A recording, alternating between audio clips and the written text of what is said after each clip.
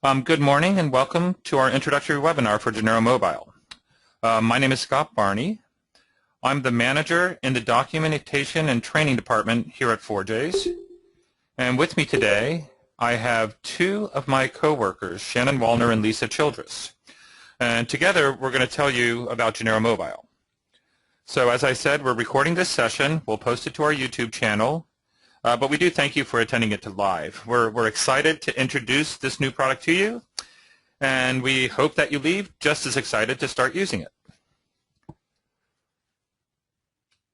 Here, let me navigate to the next slide. So the agenda of what we're going to talk about today. I'm going to start by talking about Genero Mobile so that you know what the intent of the product is. I am going to follow that up with some detail about how you can download your own copy and how you can get started. Shannon's going to take over then and give you a demo using the Business Application Modeler to create a mobile app, and after which I'm going to return to tell you about the various demos, the various videos, and the documents that we provided to help you create your own applications. I'll end with a quick call out for new developers to join us for our new developer training series, and then hopefully end with a bit of time for any questions that you may have. So as well as keeping us on schedule, Lisa will be monitoring the chat and questions part of this online forum. So if I don't get to your question during the call, we're going to get to them during the QA session, or we'll get to them in the follow-up session or by email. So let's go ahead and start with what is Genero Mobile. And I'm going to start by reading this sentence to you. So Genero Mobile is a development environment and language that allows you to develop native mobile apps for your Android and iOS devices from a single code base. So there's three phases that I want to pull from this statement that I believe summarize what Genero Mobile provides to you. So the first is a single code base. So you use the Genero Mobile development language to code your app. Or you use the Business Application Modeler to design and model your app, which is then used to generate the code that's going to be your application. So at this stage, I haven't talked about Android. I haven't talked about iOS. You're developing a mobile application, and you have one set of source code files. The next phrase I like to pull out is native mobile apps. So these are not HTML5 apps running in a web browser or running in a web view inside of a native container.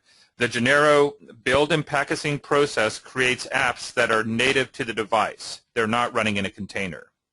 Other cross-platform tools that I looked at utilize a hybrid approach, and where they tend to receive criticism is when it comes to performance. And this may be a generalized statement, I know, but native UI will always outperform a hybrid solution. If you want a hybrid solution, we still have the Genero web client. It's a well-tested HTML5 client that you can use to create a hybrid solution. But that, however, is not what we are talking about today when we say a Genero mobile app. We want our app to be native. We want it to take advantage of the native UI and the performance given by native applications. The last phrase I want to pull out is Android and iOS devices. So Genero Mobile packaging allows you to create and deploy apps to Android and iOS. In fact, we have set up the default mobile project to include nodes that you can use to package and deploy your apps to your Android and to your iOS devices. So what you end up seeing is an app that looks like the users expect it to look on their mobile devices. If it's going to be an Android app, it's going to look like an Android app. It's going to perform like an Android app, and the ergonomics of that app are going to be your Android ergonomics. Likewise, if it's going to be an iOS app, it's going to look like an iOS app, it's going to perform like an iOS app, and it's going to have those ergonomics that you expect from an iOS app. So to kind of summarize this up, there's a few taglines that you'll see out there if you go to our sites and you go to our marketing. So one is you write once and you deploy everywhere. That's your single code base. You have one source code. You have one development cycle, since you're only dealing with one set of source code files. you end up with one product to support.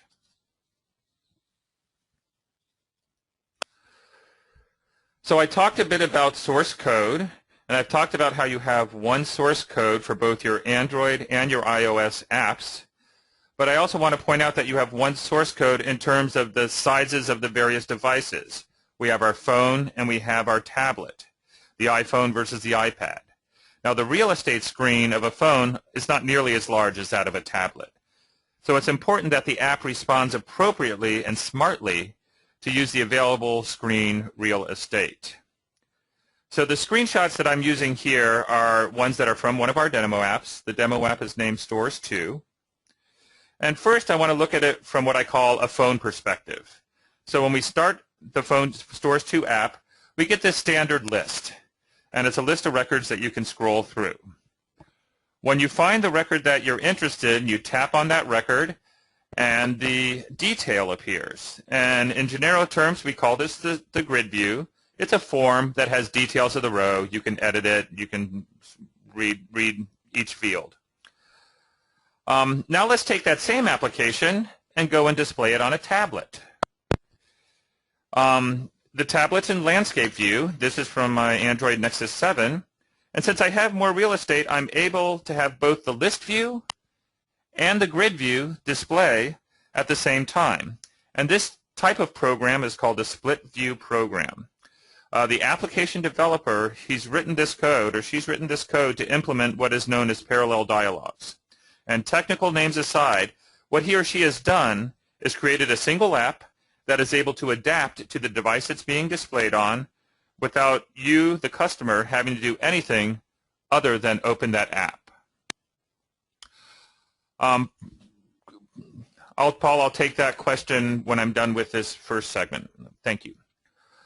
For the next slide, I just wanted to talk about, show you how that same app or that same source code adapts to the OS ergonomics. So here we have that same customer list. I'm showing you on one side from the iOS and another from the Android. Same information, same functionality. The look and feel is specific to the device. When we go and we tap on a row, the detail records appear. And the detail records, again, show the same information, or it has the same functionality. It's just adapted to how that iOS and how the applications on those iOSs typically run. Some quick examples on my iOS application. When I have what's called a navigation bar, it's appearing at the bottom with its little icons.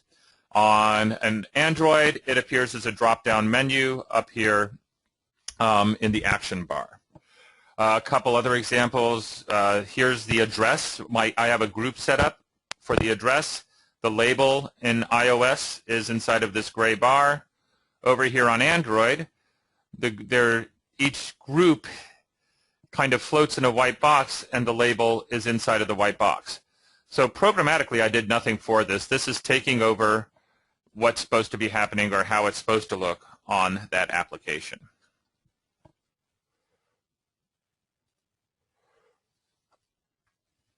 Similarly, with the split view, here again we have that same source code. We have how it's displayed on iOS versus how it's displayed on Android. Likewise with the iOS in this case, I was able to get a screenshot when I switched it to portrait view. It's taken it and it just displays it as you would expect it to look in portrait view. So one question that Paul, you asked, you said, is there any plans right now to also include Windows Mobile or BlackBerry? At this time, we don't have plans for Windows Mobile or BlackBerry. So right now, we're still concentrating on iOS and Android. If there's needs for Windows Mobile or BlackBerry, I would highly recommend that you put that through to our product team. Let our support know so that we can put it on this plan. Couple other things about mobile. One is that a connection is not required. So with our Genero Mobile app, you don't need a connection. The app is a standalone app. The process that runs the app is sitting on the device. If you need to communicate with backend, let's say you need to synchronize data with a backend server, you can create what's known as a partially connected app. And that's using JSON, or HTTP and JSON, or using web services to transfer that data. So in the coding and testing of your mobile app, you want to ensure that you are appropriately able to handle any situation where the connection is down. So if you're creating a partially connected app and the connection is not there, the app should still function. It shouldn't bomb. It shouldn't error out. It should inform the user that the requested function is not available because of the lack of connectivity. And it should allow the user to continue to use the app for things that do not require an internet connection. So again, with a partially connected mobile app, you can continue to work even when your connection is lost. One of our video tutorial apps, which I'll talk about later, called the Pool Doctors app, relies on this premise. Jobs are downloaded at the start of the workday, a technician completes jobs throughout the day, and then the jobs are synchronized with a back-end database at the end of the day.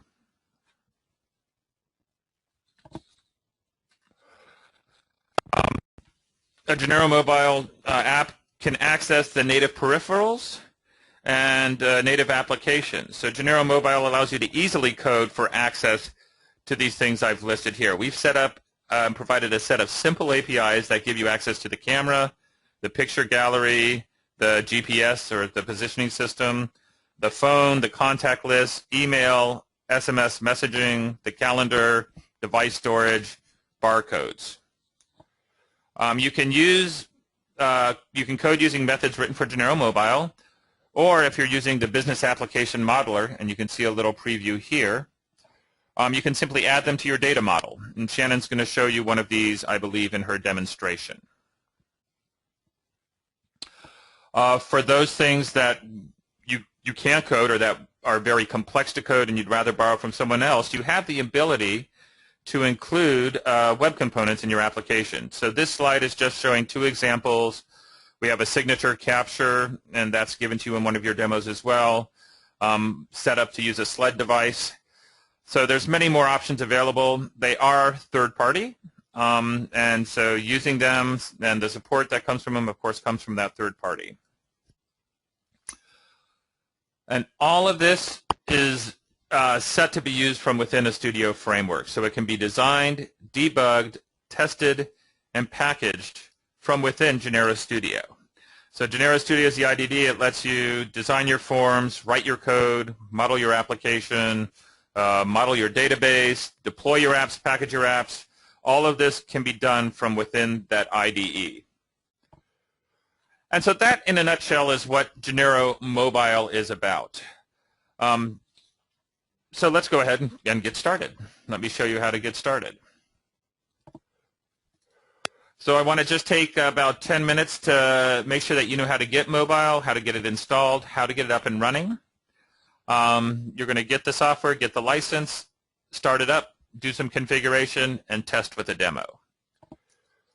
So let me start by going to our website, www.generomobile.com. It's a separate website. I go to this website.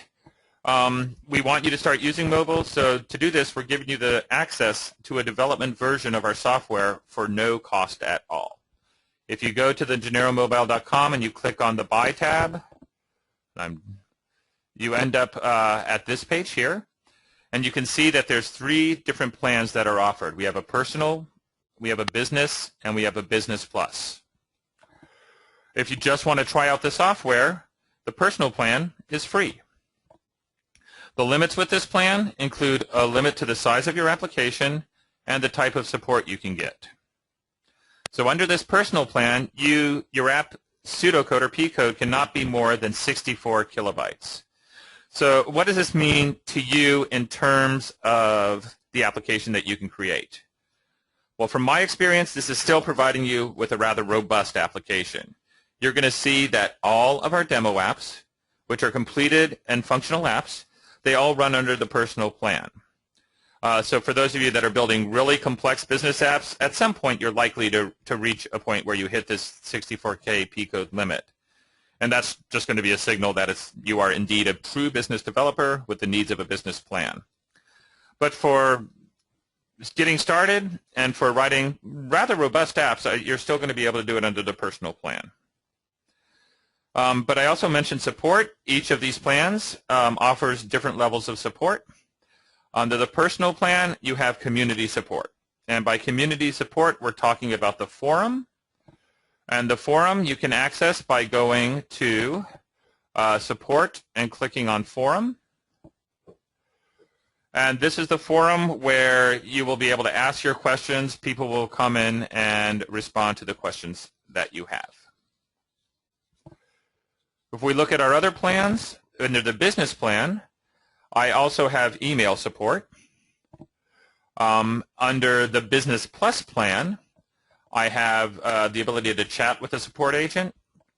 And we're also governed by the service level agreement. So you'll notice that of all these plans, only the Business Plus plan is governed by an SLA.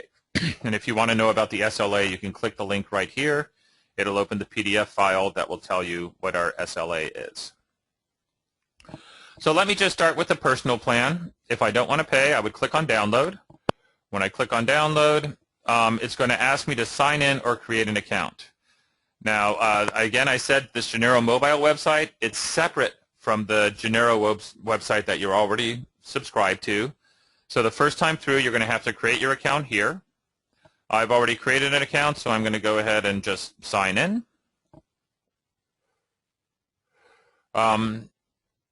It's going to ask me to verify my information.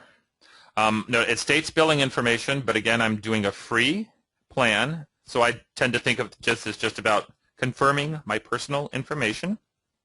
If I wanted to change it, of course, I could edit it, but I'm good. So I'm going to click Continue. And next, after I do this, I'm going to have a message that tells me that I have a free personal plan. It's going to send me license info, send it to my email address. And at this point, I can click this Access to Download section, but I believe if I just wait a few more sections, it's going to automatically take me there. And it does, and I have 3 options to choose from.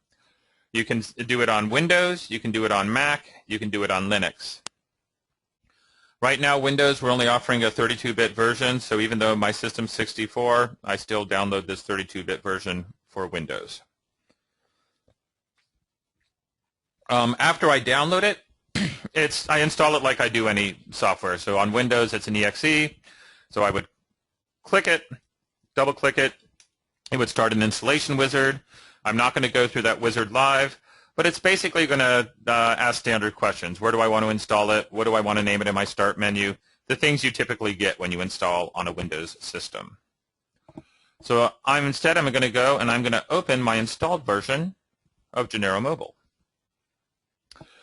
So you'll see up here it's titled Genero Mobile.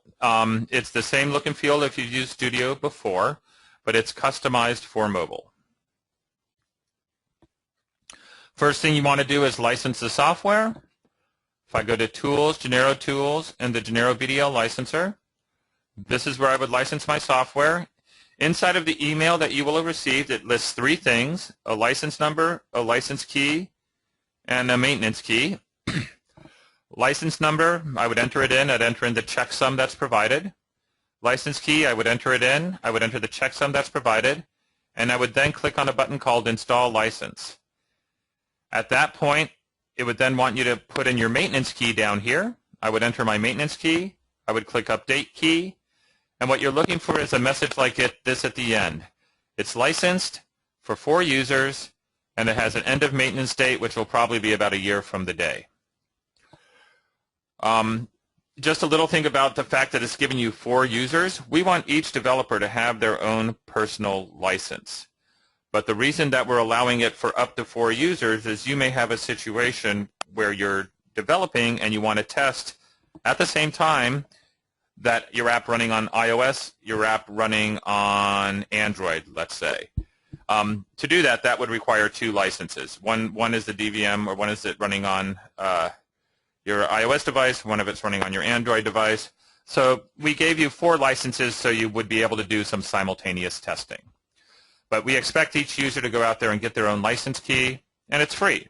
And you can do it repeatedly. So there's no reason not to go and get your own license key.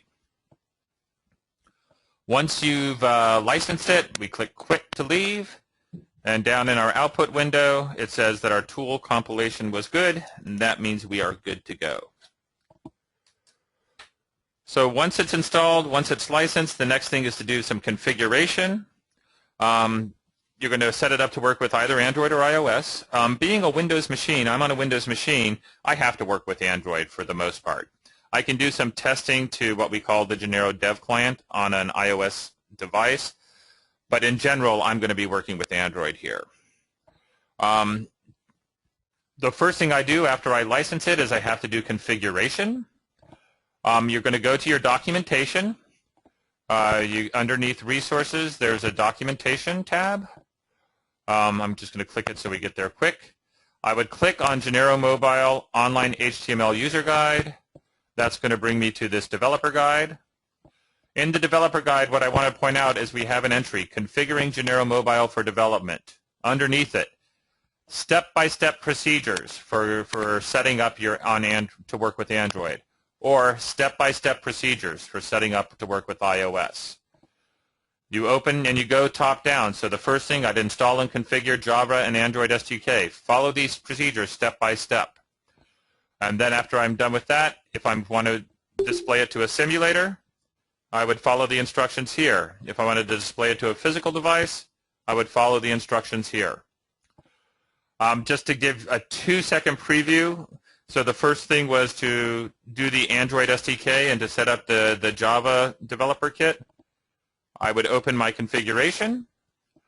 I know I've done this enough times that the instructions are going to have me go to my Java environment set, enter in the directory for where my Java SDK is sitting. If I don't have that installed on my system, the documentation gives you a link where you can go grab it and download it. It's going to have me go to the Android environment set, identify where my Android development kit sits. If I don't have that Android development kit, it's going to tell me where to go and find it and where to download it. Once I'm done with that, it's going to have me walk through the Tools menu. It's going to have me first auto-configure Android SDK. This is where it runs a script that goes and makes sure that the installed version of Android SDK you have is up to date. My next step, and I'll do that here, is going to have me create an Android virtual device. It opens this Create Emulator screen, and I accept the default. No, I don't want a custom hardware profile. And it goes out there. It's created an Android simulator for me, an Android virtual device. I'm doing an Android virtual device here for you all because then I'll be able to show it to you on this webinar. After that, my next thing is to launch that Android emulator. Let me start it launched. It'll take a little bit of time to bring up. Part of the installation instructions for working with the virtual device has me go and has me install something called HAXM, or set up HAXM, Hardware Acceleration Execution Manager. And this allows my Android device to run, or virtual device to run with some speed.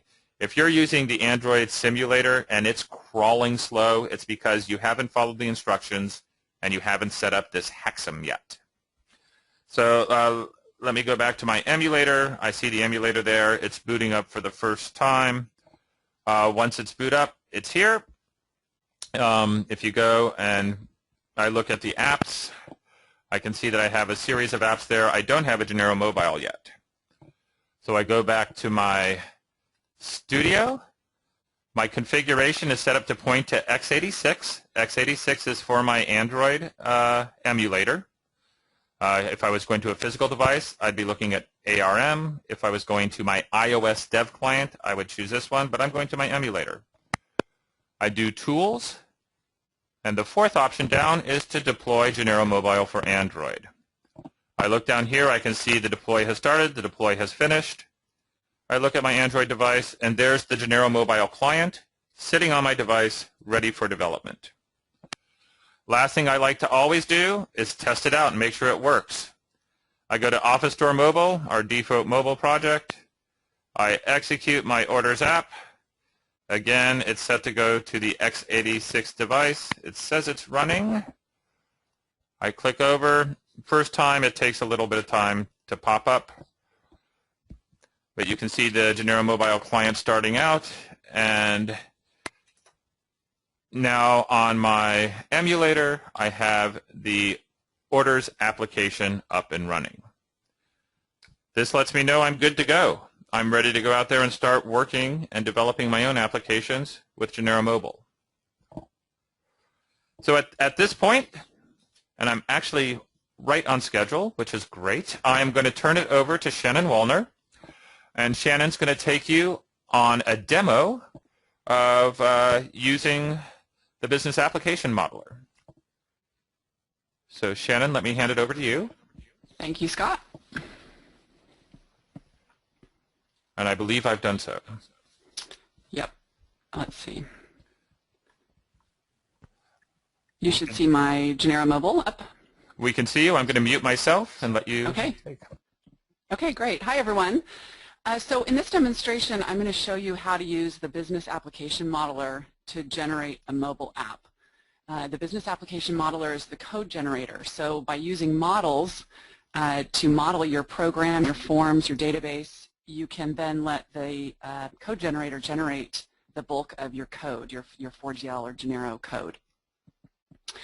So the BAM allows you to model your app and generate the code instead of manually writing it. That doesn't mean that you can't add manually written code to the code that you've written. You can. You'll see that it is straight .4GL files, straight BDL code that we're working with. So the first thing that I'm going to do, and just to note, we're going to go from the very beginning all the way to packaging and deploying the app to our emulator. So we'll see a sort of a full life cycle, and it will be very simple, but you'll get an idea of each of the stages through the process. So the first thing that you'll notice when you create a new project in Genero Mobile is that you have a new project type, the BAM Mobile project. And with this project type, what you do is give your project a name and a location where you want it to put the default files that it's going to need or have set up for you. So we'll just go ahead and call it New App and put it in my D drive. Then what you'll see is that you have a project that has these three sections. It has a database maintenance section, which already has a little program ready for you to generate or run a script for building your database. The packages group, which has all the packaging information for each of the different device types, the emulators and the physical devices for each of the platforms here. And then, of course, the main area, which would be your project, which is going to be the application, the modeling diagrams, all of the different files that are being used for the project. So the first thing that we're going to do in this project is we're going to go ahead and look at the database schema and create our database that we'll use for this little demo. So when I open the 4DBX that's already here listed, the first thing I notice is that there is a table already here called SecReg. And this is just the sequence registration table, which is handling any auto increment that you need for any serial data typed columns that you create. And in this example, we're just going to go ahead and create a little account table for us to use. And you'll see that I can just go through and set up my columns.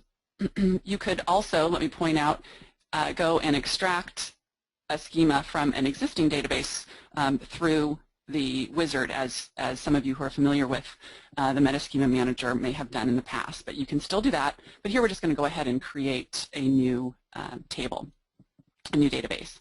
So in the account table, we have this first column, ID, and you'll see over here in the properties that we have the properties here for each of the related items for anything that we're selecting in the model.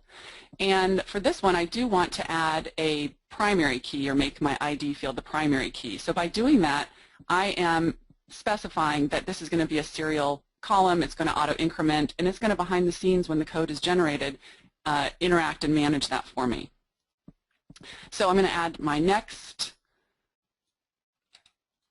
column, and we'll just add a first name, and we'll make this char32, a last name, and of course I could come over here and also use the properties if I wanted to. And I'm just tabbing between them. First name, last name, company, and phone. And, oops, I didn't get that quite. And we'll add this one over here like this. So you get the idea of how to go through and create those columns. Now, of course, I could have additional tables, and if I did have additional tables, I could create the relationships between them by doing things like adding the foreign keys and the relationships between the tables here. We're going to stick with a simple one table database. And the next thing that I'm going to want to do is generate the script. Go ahead and save this. And I'm going to generate the script for building this database. So I can just right-click on here and choose Generate Database Creation Script.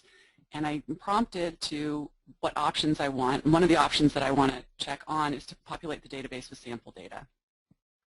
I'll go ahead and generate. And you'll see that it's created this 4GL file that is just a script for building the database. So the next thing that I want to do is save this file, and what I want to do is save this file to my database node. And you'll see that there's a file already there. I want to overwrite that one. Since it's already there for me, I'm going to go ahead and, I'm going to go ahead and go into the database maintenance directory that was already set up, save that, and I'm going to overwrite the one that was there. So yes, I want to overwrite that. So now that I've done that, I'm going to go ahead and just run this little application, execute this application so that it goes out and builds the database. And I can see here that it's successfully built.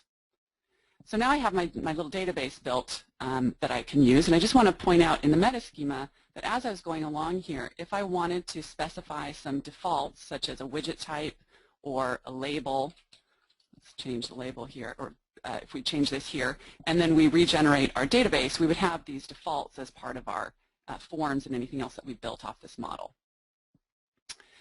Okay, so the next thing that we want to do is look at the application flow itself. There is a file called a 4BA that's used for modeling the application, and this one by default just includes a simple program entity and a form entity. And if I right-click on the back of a 4BA, I can see that there are a lot of various entities that I can use. I can add additional forms, Zoom forms, a phone. We're going to use a phone in this example, so I'll put that out here. And we have CRUD forms, so create, read, update, delete forms, so forms that are going to generate or can generate that type of functionality, and Zoom forms, which are typically just a list selection type form. And in a 4BA, what you're doing is simply laying out the programs, the forms, and their relations to each other. So when you right-click and choose New Relation, you can specify the relation to the various entities that you've added for your form. So we're going to leave this one not related yet. We're going to go build our form first, and then come back and add in our phone functionality. Notice too that each of these entities has lots of properties over in the properties box, and each relation also has properties in the properties box. So as you get to working with the modeler, you start to realize that the code itself is generated based on how those properties are set. So instead of going in and manually creating a function, you're setting properties, looking at your overall diagram, your forms, etc., and then the code is being built from the underlying template that's using those properties to create the organized and efficient code that's needed. So let's go on to the next bit, which would be creating the form. And I'm just going to go ahead and right-click on the form and choose Implement CRUD Form from Database. So here I want to use the wizard so that I can build this form from the table that we created. And I'll go ahead and move all those over to the right. And in the container selection, I could select something like a table container so that I had a list view. But for this simple example, we're going to just stick with the grid container and just create this very basic CRUD type form.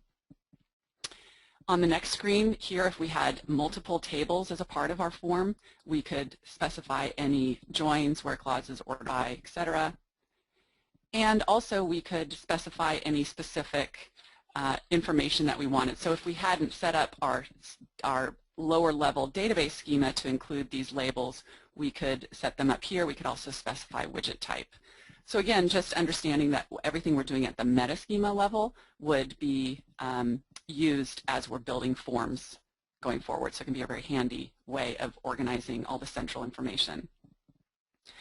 So I'm going to go ahead and choose Finish here, and you'll see it creates our little form. We're now in Form Designer, which is the WYSIWYG designer for creating your form.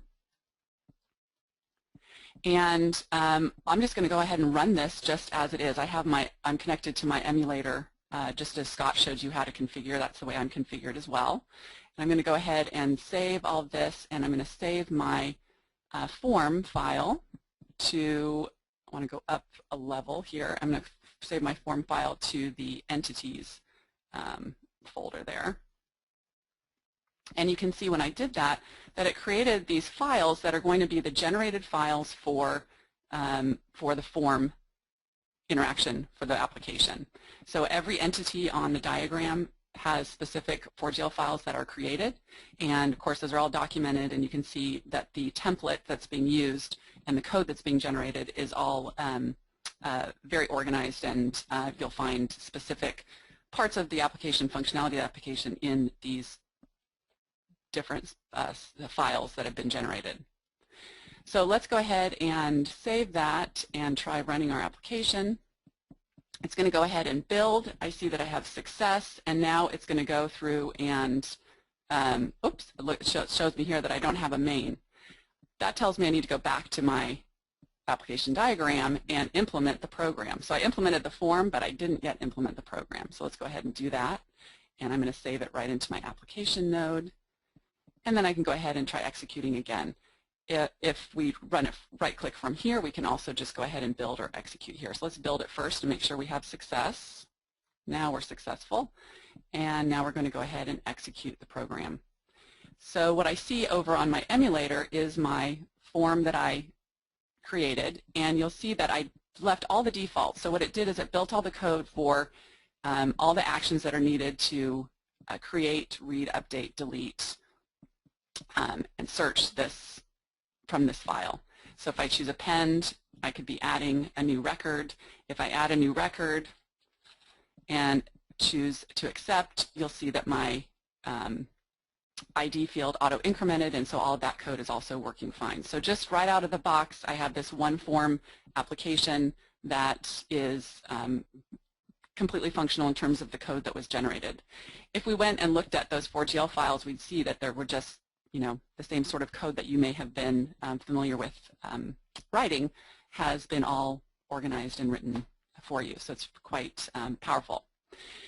So the next thing that we should do here is look at a little bit of customization for this form. So within mobile, there's a lot to learn coming from desktop or web development within a mobile environment. And so I just want to point out a couple of things that we can do here quickly, and a couple of things that we can do within properties in the models to generate some code a little differently. So I'm going to go ahead and exit that and come back to our form. So I'll double click on our form. And for this, I'm going to go ahead and delete the label for our first name column, and I'm instead going to add a comment in the comments box and put the label here. And what that allows me to do is to see that information within the field itself when the user is ready to add information. So I'm going to go ahead and execute this again. And now we see, if we go into append, that the comment is there within our field.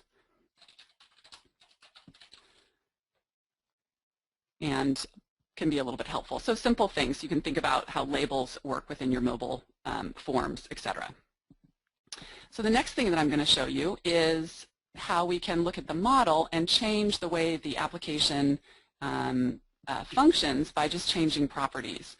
So you'll notice that on this form we have this settings called open mode, and open mode simply means how should this form open, when it's called, when it's triggered. When it first opens, how should it open? Should it open in display mode, modify mode, add, search, or empty? And so I'm going to change this to add, but instead of changing it here at the form, I could instead change it at the relation. So this starts to get you thinking about, I'll change it here, the fact that you can have forms that are very, very general and change the various relations to them to affect how the code is built for that particular situation. So instead of changing my general form here, I'm saying on this relation, when the program first opens this form, I want it to open in open mode. I'm sorry, in add mode. So I've changed that there. So let's go ahead and save and execute that and see the difference. So it's regenerating the application or the code, and now as I come into the application, we are automatically in what we would call add mode. So instead of displaying the data, we are ready to add data. So you can maybe extrapolate a little bit and think about a much more complex model with a lot of various forms. You could have some common forms and relations to that same form that is doing something different based on how it's being called in the program. All right, so the next thing that we'll do is take a look at how actions are being used. So if we look here at our actions we use on the emulator, this little menu button, we can see that it automatically generates all the code for the various functionality. So for create, read, update, delete, we see that we can do all of that here. So let's go back into the program and change the functionality so that on the relation here, we disable the delete. So again, instead of doing this on the form or how the form operates, the form is going to stay the same and very general, but on this particular relation to the form, we're going to disable the delete. So now what we would expect to see is all of the functionality except the delete. So when I go to the menu, well, first let's go to let's cancel that. Let's go and see what we have. We don't see a delete action available at all any longer. Okay, so now let's go back and quickly add the functionality for this phone peripheral. So part of our mobile application, we probably want access to those native peripherals like the phone and these variety of options here.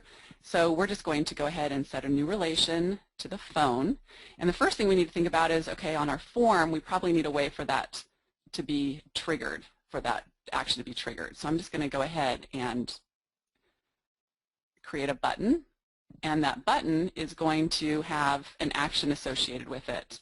And so the action is going to be call contact. And I'll go ahead and give it a nicer label. And we'll save that. And now we're going to go back to our model. And now the relation to this phone, it needs an action. And there's our call contact action, saying what am I going to use to, what's being used to trigger this.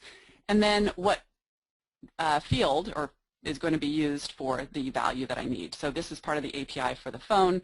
It needs that phone number parameter. So we're going to use our account phone field.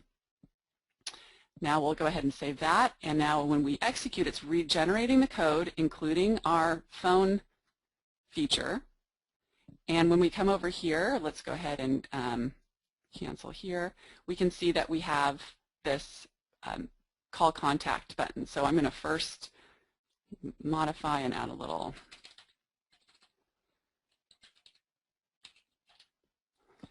and I'll save that. And when we hit call contact, it automatically connects to the phone feature on this emulator so that we can pretend to call this number.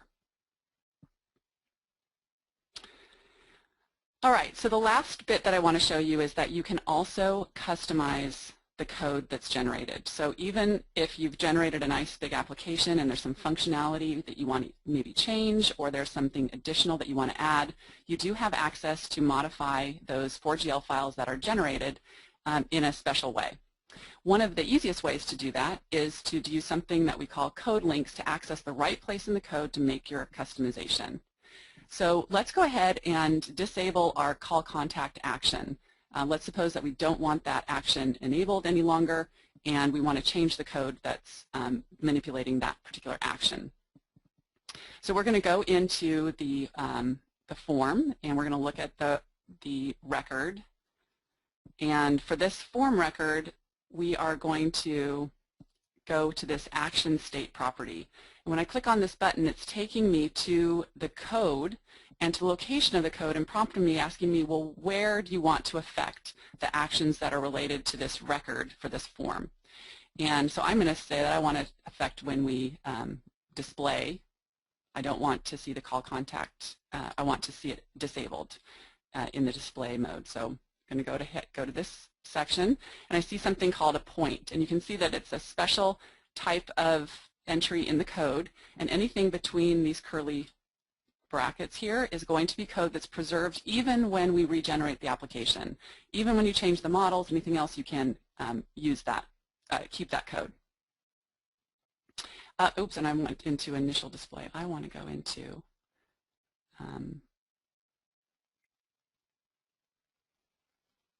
yeah, that's where I want to be. Okay. And anyway, so anything that I put here in the action is going to be set to true or false. So I'm going to go ahead and set the action active, and our action was called call contact, and I'm going to set it to be false. So I don't want the call contact action to be enabled. And I'm going to go ahead and save that. And now when I rebuild and rerun the application,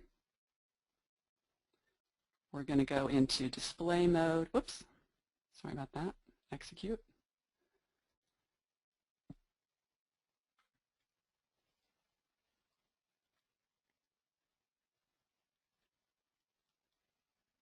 And we're going to go, there we go, into our display mode. You'll see that our action is disabled.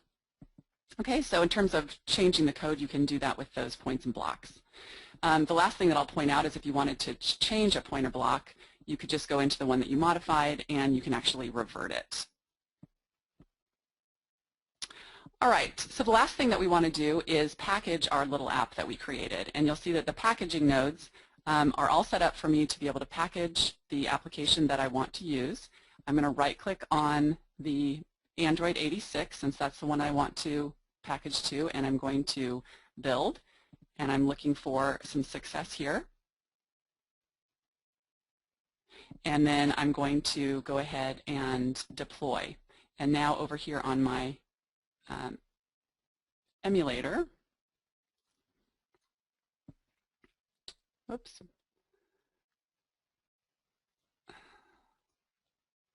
I see my app right there, and now it's running standalone. All right, so that's the time that we have to take a look at a simple demo of generating a mobile app. And back to you, Scott. There we go. Now I'm unmuted, I think. Okay, good. So we should see my screen back.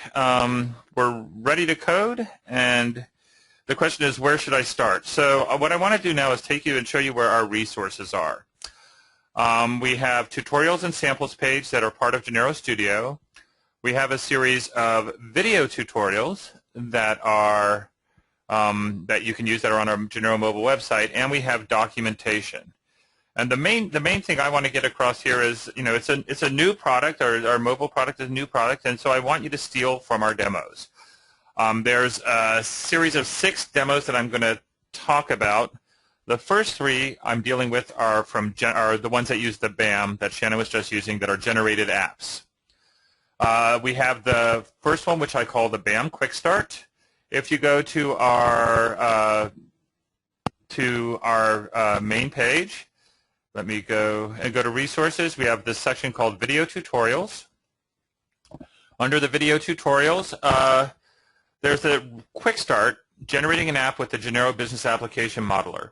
Here are the series of videos that kind of take you through some of what Shannon did today. All of this is also echoed in our documentation. So under my documentation, we have a section in the doc that's called Quick Start Generating a Mobile App. This will all guide you through the stuff that Shannon just did. The things I like about it: no underlying knowledge of the programming language. You complete all the steps using the modeler. Admittedly, you end up with a simple form, a single record maintenance app for the contact list, but but you create the app from the ground up. You have a working app. It ends up on your device. It's a great place to start, and it takes less than an hour. So that would be my initial starting point for you. After that, we have two other mobile generated apps that are on our tutorials and samples page. So inside of Genero Mobile, if I go and I look at my welcome page, I have a tab called Tutorial and Samples.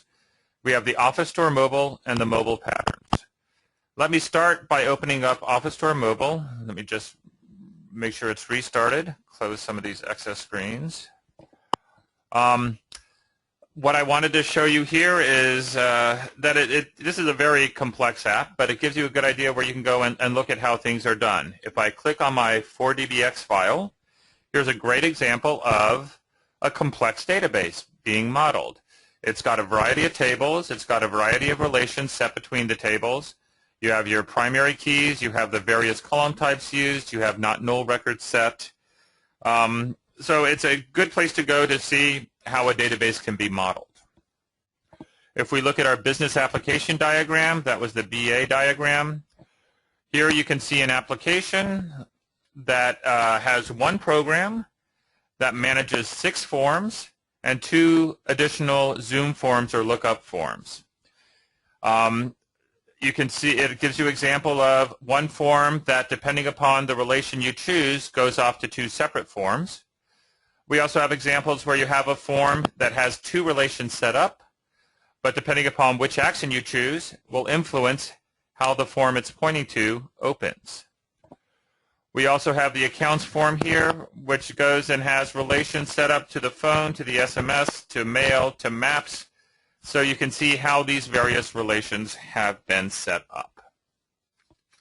You can see how Zoom forms have been implemented. So somewhere from this order, one of the fields is basically popping up a lookup list. Beyond this modeling, the other thing I wanted to show is this is a highly modeled application. It still has some customization in it. So let me go and build this application. When I rebuild the application, it compiles. After all of the compiles, you can see that it points out any of the modified points to me. So here's the first one. It says in the file account selection.ui data.4gl, there was a modification, and it was at this point FCT rec account compute fields user. So just to show that, I click on that, and here you can see it brought me to this modified code. I know enough about this code to be able to say, okay, well, the master info, the detail info, those are providing me the 2 bits of information that's on my list view.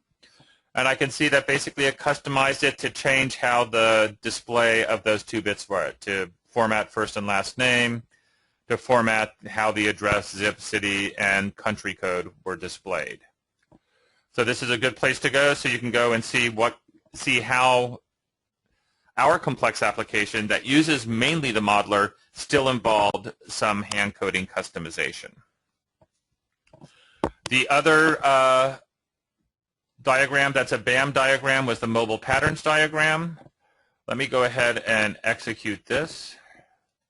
But the thing I wanted to point about the mobile patterns is that it has basically 3 different ways that you can do the same functioning application. So if I go into this application, there's something called 5 actions on table 1. It gives me a list, and from that list I can go and I can pick a record, and I can append, modify, search, delete. So let me just or view. So view a record, it's going to take me to view. If I go to this one called 2 actions, it's the same type of thing, except my menu is not here. My functionality waits until I access the road, and then I have the ability to append, modify, delete. So the point being here is that we have 3 different ways to make the same type of application. And so you would want to come here to say, well, okay, if I wanted to have my table, my list, that then has 4 separate actions, each going to their own version of the form. This is an example of how to do it. I want to have a list that goes to a common form, but instead relies on the relations to set it up. Here's an example of how to do it. I want to wait and have my list send me to the form and then have the form control all the actions on it. Here's an example of how to do it. We give an additional example called this Mobile Patterns menu. If you notice when I started this app up, it started me with just kind of a start menu. I have my table usage, and then which route do I want to go down. If you want to see how to build this type of start menu, you could come in and check out how this Mobile Patterns menu was set up. In addition to these BAM-related demos, we have a series of hand-coded apps. So if you don't want to use the BAM, you want to write everything using code language. We have 3 examples to show you. I'm not going to have a lot of time to do them today, but I want to point out that 2 of them are included on your tutorial and samples. We have the phone demo and the stores too. We'll be looking at phone demo, so let me start that up. Let me execute the phone demo. You also have on our website, underneath that video section, we have the Pool Doctors app. Pool Doctors app, you can download a PDF that tells you and guides you through using it. We have a zip file of the application itself. We have all of these videos where Ruben, the man who developed this, walks you through the application. And if we take off to look at our forum, Ruben's also started a thread, the Pool Doctors thread, that where he's recording information about discoveries about this application now that it's out in the field and now that you all are using it. So any additional information that's not in the doc is captured on this forum thread. Just to quickly go through, so here's that phone demo application. I just wanted to show you it has a whole variety of different examples. You want to do a web component, here's how you can do a web component. You want to look at accessing a device, here are all the different ways you can access a device, then the code behind them. I want to look at a, let me scroll up. I want to look at a form, and I want to see all the different fields that can be on a form. How does a checkbox work? How does a combo box work? You have that demo here. And then we have the stores demo. It's called the mother of all demo. And it's your sports inventory. If you're used to working in Informix or if you've worked with Genero before, it's our stores demo brought over to the mobile device. All of this is not, this application here, this demo is not generated. Instead, it's using code, so you can go down here. You can look at all of the 4GL files, and you can basically copy and steal the code.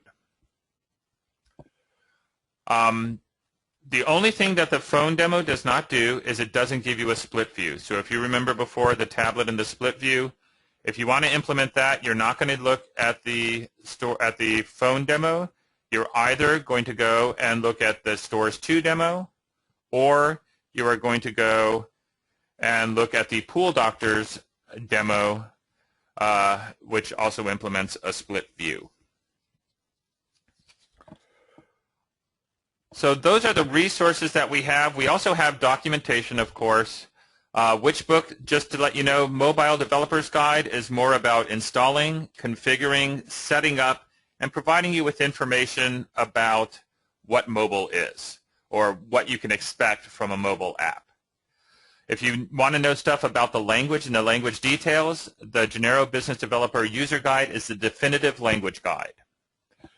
It'll also tell you if there's a language component that's not relevant to mobile. The third guide we give is the Studio User Guide, and it's where you go through and you find out about and you can learn about the Business Application Modeler.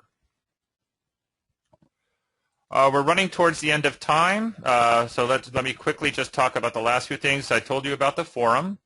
Forums where you can go to find now and current information. I also wanted to put out a call for new developers. So one of the things we're hoping to experience is new people coming along that may not be experienced working with Genero, may not have worked with Genero desktop applications. We're building a series of video tutorials. We want organized, easy-to-follow video instructions. We want lab-based tutorials that enables hand-on learning, whether you're coming in from the business application model or whether you're hand coding. So if you or any members of your team want to be part of this process, want to be treated like new developers coming into a mobile, and help us by taking taking what we put out there, telling us if it works, telling us what doesn't work, and tells us what's missing, go ahead and send me an email, and I'll put you into our new developer focus group.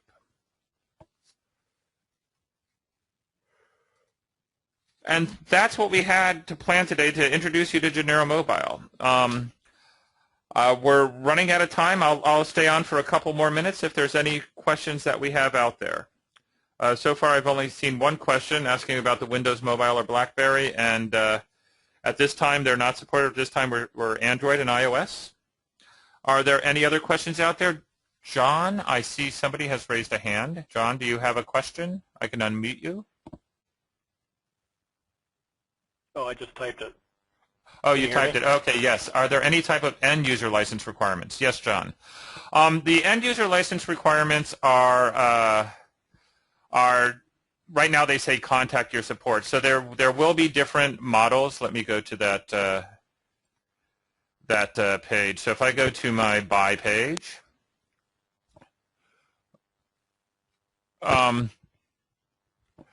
yeah. So there's so right now the costs here are for the developer. When it comes time to distribute, they're working on packages for what the cost would be for your end user deployment. I don't have that information. I think it's going to vary with the customers. So it's one of those that you would talk to your support contact, and they would work with you on what the end user distribution license would be. The next question, is Genero Mobile fully released yet? Yes, it is out there right now. It is a complete supported product. It's been out for, I want to say, a week. It's a fully complete supported product. 1.0 GA is out.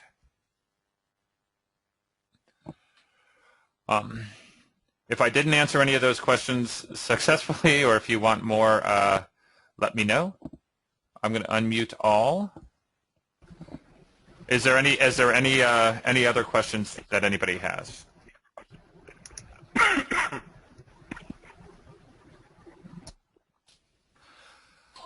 Okay, then I want to thank you for joining. If you do have any follow-up questions, let me take you back to that very beginning slide, which I'm not exactly sure how to do that. So just go ahead and send us an email. Let me mute everybody again. Go ahead and send us an email. You can send me an email at sbarney@4jays.com, and I'll be glad to follow through on any additional questions you may have. And thank you for attending. Have a great day.